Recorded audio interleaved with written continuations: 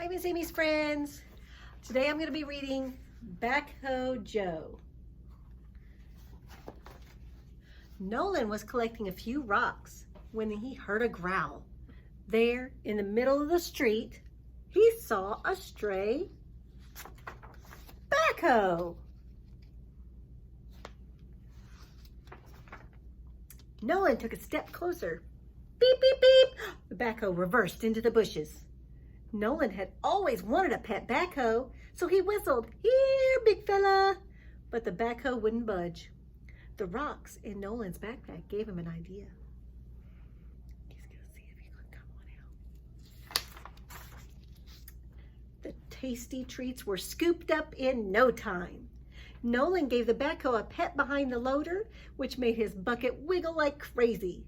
"I'll call you Joe," he said. "Look what followed me home," Nolan said. "I'm going to keep him.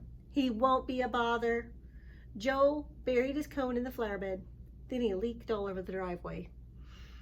"See, Nolan said he likes it here." Mom and Dad weren't so sure. This backhoe isn't trained," said Mom. "I'm on it," said Nolan. Uh-oh, he's making a lot of messes. He started with a few simple commands. "Come." Joe revved at the mailman. "Stay." Joe treaded through Mr. Oldman's grass. "Leave it." Joe dug in the garbage. Oh my goodness. Joe needs a little bit of work, I think. Nolan soon realized the problem. Joe had much too much energy. When I have too much energy, Dad asks me to play catch. But Joe lost all the balls. When I have too much energy, Mom takes me to the park. But Joe hogged all the sand. Nolan didn't know what to do. If he couldn't train Joe, Mom and Dad would never let him stay. He kicked at a rusty old fence. The gate creaked open. Joe spied inside. Nolan had found the perfect place for Joe to dig. Oh, look. It's a construction site. And dig and dig. Joe even helped Nolan with his rock collection.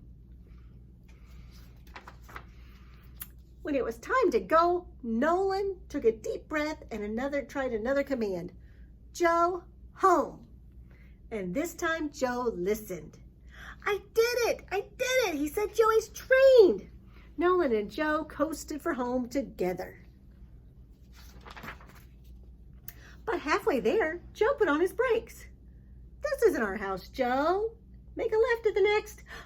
And that's when Nolan spotted the flyer. "Lost backhoe. Please call. Reward." Uh-oh. "It can't be you. You're a different yellow." Joe's bucket drooped. Nolan stared at the picture. He stared at Joe. They were a perfect match. "Someone's missing you," Nolan whispered. "And I think you miss them too."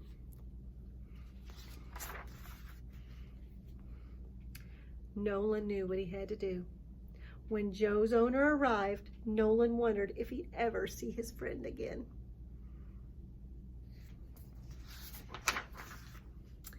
Luckily, Nolan had earned himself a generous reward, a new hat and an exciting trip and as many rocks as he could carry. But the best part of all was visiting Backhoe Joe at his house.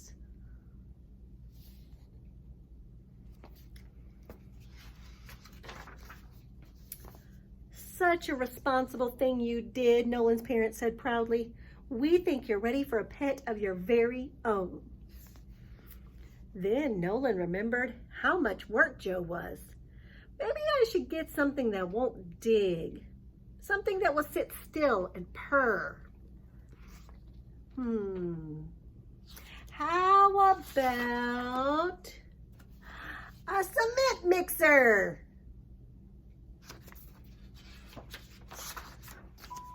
The Mr. end. Kitty, we need you in the